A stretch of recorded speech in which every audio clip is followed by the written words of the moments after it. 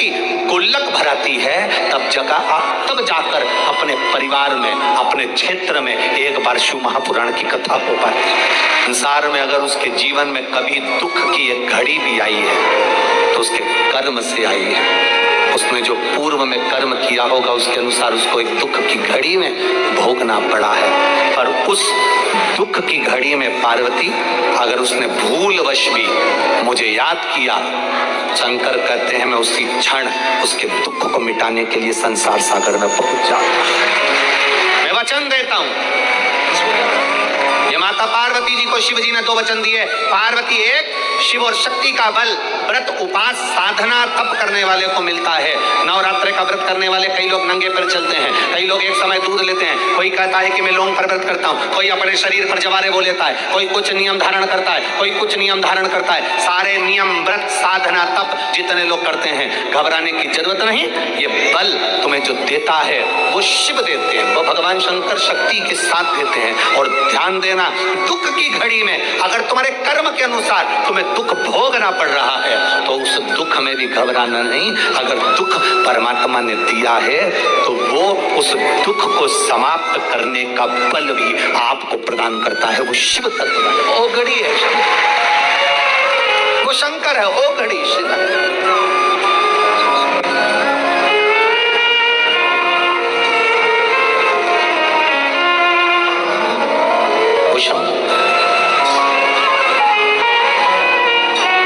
आपके बल को जो बढ़ा रहा, आपके विश्वास को जो दृढ़ कर रहा, उसे निवेदन बड़ा सुंदर भाव से फिर निवेदन करूंगा। जिसका बेटा, जिसका बच्चा मंद बुद्धि हो, विवेक काम नहीं कर रहा, बुद्धि काम नहीं कर रही, चित्त काम नहीं कर रहा,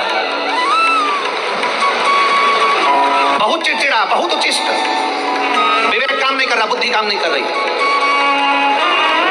हाँ, यहां तक शिव महापुराण की कथा कहती है, बीमारी होती है जिसमें नसें शरीर की काम करना बंद कर देती है, और वो उस बीमारी का इलाज पूरे बाहर विदेश में भी नहीं है, जिसमें धीरे धीरे धीरे धीरे नाड़ियां, नसें बंद होती चली जाती है, पांव हाथ काम करना बंद कर देता है, फिर वाणी कम हो जाती है, नयन दिखना बंद हो जाता है, शरीर बेकार। उसके लिए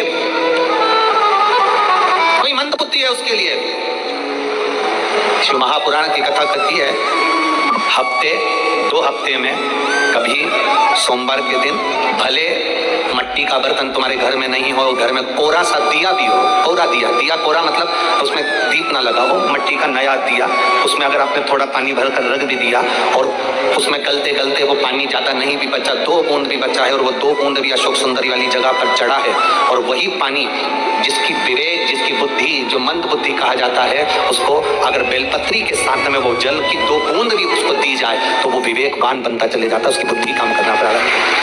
कितना भी मंद बुद्धि हो, पड़ा रहता हो, पड़ा है, मुंह से राल बह रही है, वो बोल नहीं पा रहा, शरीर विग्रह बेकार बिल्कुल, उसके लिए भी ये कार्य करता। शिव पर चढ़ा हुआ हमको तो केवल एक देखना है, क्या मंदिर के अंदर शिवलिंग है? हमें केवल शंकर, हमारा शिव जहां है वहां गणेश भी है, रिद्धि सिद्धि भी है, षडानंद कार्तिकेय भी है, पार्वती भी है और नंदी भी है। और नंदी अकेला नहीं, 33 कोटि देवी देवता भी वहीं पर विराजमान। जहां शिवलिंग, जहां शंकर भगवान का शिवलिंग विराजा है वहां सब कुछ है, फिर हमको नहीं देखा, वह सर्वस्व है।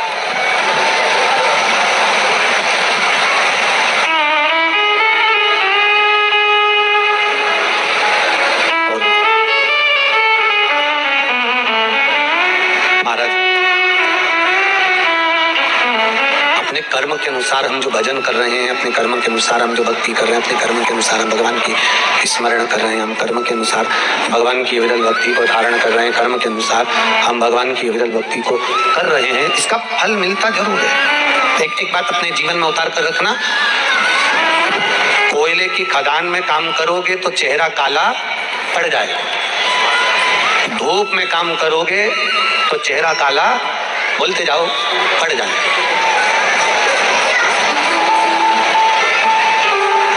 कोयले का काम करा तो भी चेहरा काला हुआ, धूप में काम करा तो भी चेहरा काला हुआ, और कोई कोई ऐसा होता है कि पैदा ही काला होता है। अब समझना जरा, बहुत अच्छे से समझना कि कोयले से अगर चेहरा काला हो गया तो पानी से धो लोगे, साफ हो जाएगा, ठीक है। धूप से अगर चेहरा काला हुआ तो क्रीम से साफ हो जाएगा। अब जिसने बचपन से ही, बाल्यावस्था से ही बेकार काम करना चालू कर दिए, झूठ, प्रपंच, छल, बेईमानी, अपशब्द कहना, गाली देना, ताने देना, आड़ा टेढ़ा करना, चोरी करना, कपट करना, अहंकार करना, जिसने बचपन से ही काले काम करना प्रारंभ कर दिए, कोयले की कालोच पानी से धुल जाती है, धूप में काले हुए तो क्रीम से धोई जा सकती है, और अगर हमारा कर्म ही काला हो गया, हम बेकार कर्म करना चालू कर दिए, तो काय से भी साफ नहीं होगा। काय वो साफ नहीं होगा। आप उसका कितना भी प्रयास कर लो, आप उसका कितना भी प्रयास कर लो, वो खाली नहीं हो सकता।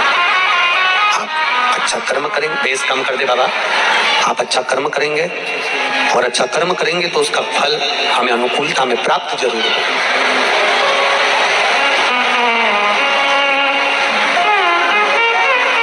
मंदिर में नंदी मत ढूंढो।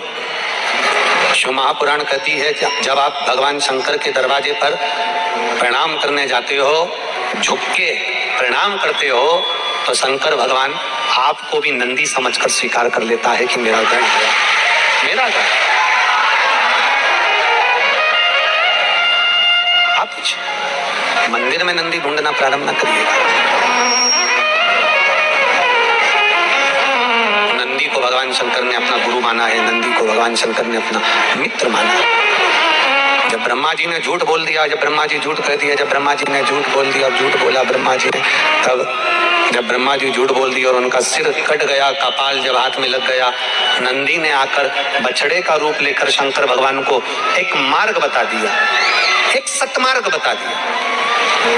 बछड़े का रूप रखकर नंदी ने शिव जी को मार्ग दिखाया, तो वो गुरु हो गए। जो आपको सतमार्ग बताए, सही जगह तक ले जाकर छोड़े, शंकर भगवान के मंदिर तक, शिवालय तक, देवालय तक आपको लगा दे, भगवान से आपको जोड़ दे, तो समझ लेना कि जिंदगी में कोई असली गुरु हमको प्राप्त हो गया, जिसने हमें देव अधिदेव महादेव को जोड़ा। एक गुरु वो होता है जो अपने आप से जोड़ता है। एक गुरु वो होगा जो आपसे कहेगा कि हमारे पास आओ, हमारे पास बैठो, हमारे चरण की पूजन करो, हमारी पूजन करो, हमारा फोटो की पूजन करो, हमारी आराधना करो, हमारी आरती उतारो, हमारे दीप जलाओ, हमारे माला पहनाओ। एक गुरु वो होगा जो अपनी पूजन कराएगा, अपने पास बिठाएगा, अपने द्वार बुलाएगा। और एक गुरु वो होता है जो अपने पास नहीं बिठाता, अपने पास नहीं बुलाता, अपनी पूजन नहीं कराता। वो कहता है अगर जाना है तो भगवान के दरवाजे जाओ, शिव को एक लोटा जल चढ़ाओ, शिव की आराधना करो।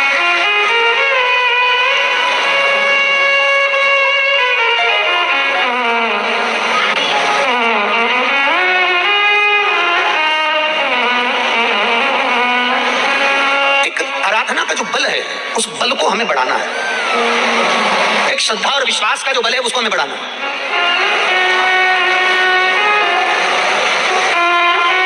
कितना विश्वास लेकर आए हो आप लोग, कितना भरोसा।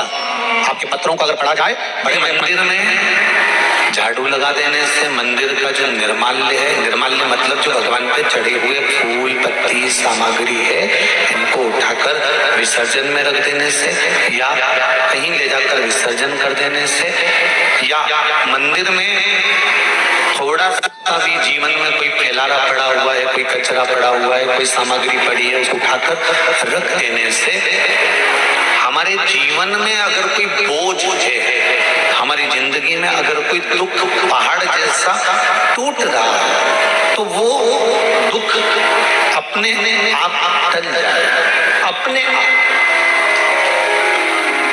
उस दुख को टालने के लिए कहीं नहीं जाना, वो दुख अपने आप आ जाए। एक बात और स्मरण में रहे, घर में अगर गौ माता है, घर में तुलसी का पौधा है, और घर में अगर तुम्हारे बुजुर्ग विराजमान हैं, घर के माता पिता हैं, घर के कोई वृद्ध दादा दादी हैं, घर का कोई बूढ़ा व्यक्ति आपके साथ में रह रहा है, तुलसी का क्यारा है या गौ माता है, तो शिव महापुराण की कथा कहती है जब जिंदगी में कोई भी दुख तुम्हारे घर के दरवाजे को टच करता है, उससे पहले ये तीन जो तुम्हारे घर में है, तुलसी का क्यारा, गौ माता और घर के बुजुर्ग, इनके स्वास्थ्य में अपने आप गड़बड़ी होना प्रारंभ हो जाती है।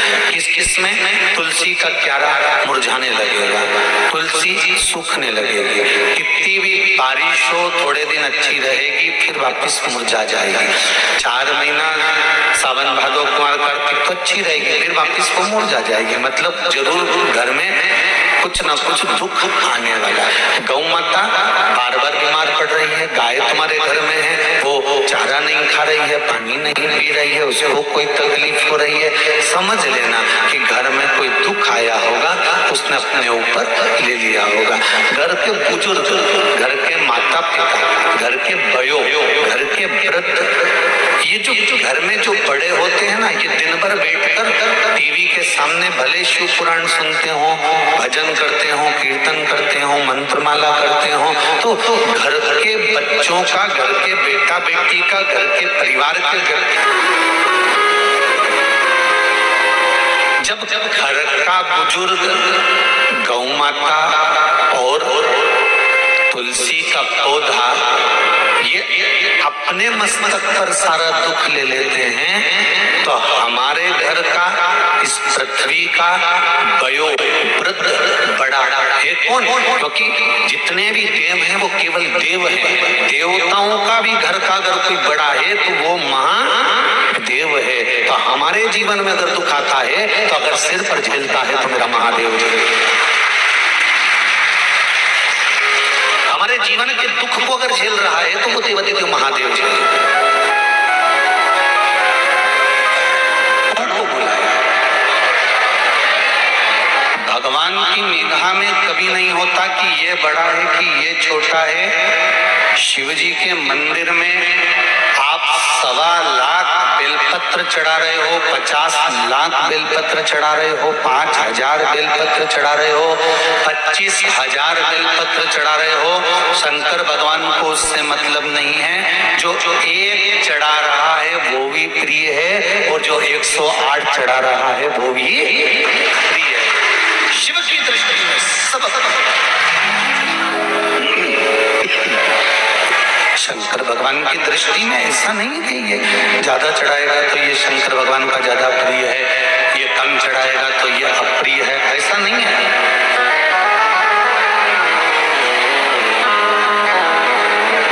उसके चरणों में जाकर बस केवल निवेदन कर देने पर भी सुख का अनुभव हो जाता है, आनंद का अनुभव हो जाता है, और जीवन के कई दुख तकलीफ अपने आप मिट जाते हैं। थोड़ा भी चढ़ाया तो भी बहुत। इसलिए आप लोगों को बार बार कहते हैं, एक लोटा जल सारी समस्या का हल।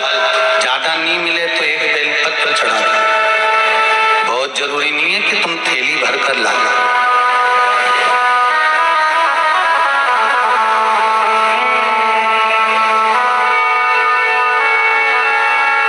अचार, तुम्हारे यहाँ मेहमान आता है तो अचार एक कटोरी भर के देते हो कि एक चम्मच से देते हो? बोलो, जम के बोलो। एक चम्मच अचार दे देते हैं कि ये सब्जी नहीं समझ में आए तो बेरू तो अचार से खा लीजिए। बोलो सही है कि गलत है? सब्जी एक भगोना, ठीक है, बघार कितना लगाओगे? एक भगोना। बघार कितना? 1 किलो इसमें तेल डाल दो, इतनी सी जीरा, इतनी सी राई, थोड़ा सा नून, थोड़ी सी मिर्ची। बघार इतने बड़े भगोने में बघार इतना सा, और पूरी दाल में स्वाद आ गया वो इतने से बघार से।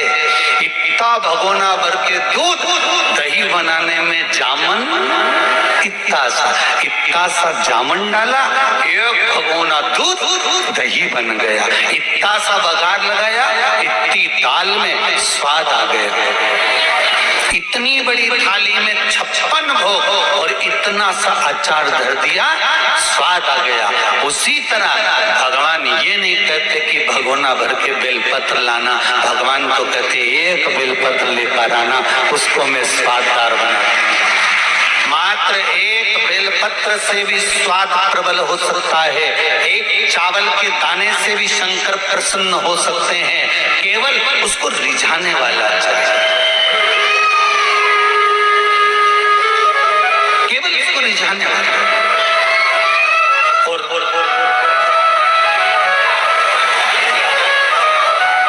जब तक हम उसको दिल से नहीं रिझाएंगे तब तक वो नहीं मिलेगा।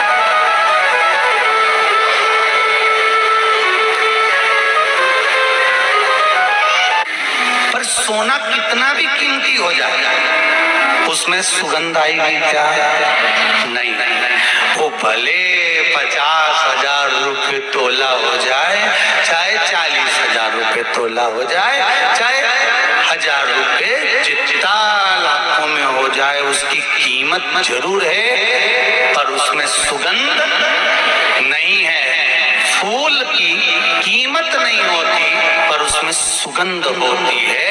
उसी तरह तुम डॉक्टर बन जाओ, पढ़ लिख कर इंजीनियर बन जाओ, कलेक्टर बन जाओ, एसपी बन जाओ, तुम्हारी मर्जी, बड़े बड़े से बड़े